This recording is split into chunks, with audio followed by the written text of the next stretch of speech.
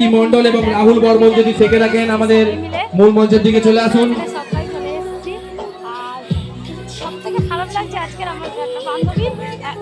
চিরঞ্জিত পোরেল, চিরঞ্জিত পোরেল যদি আপনি এখানে থেকে থাকেন আমাদের মূল মঞ্চে চলে আসুন। চুরি করে নিয়েছে, ওই জন্য বেচারি সকাল থেকে স্টেশনে আমার জন্য অপেক্ষা করছিল।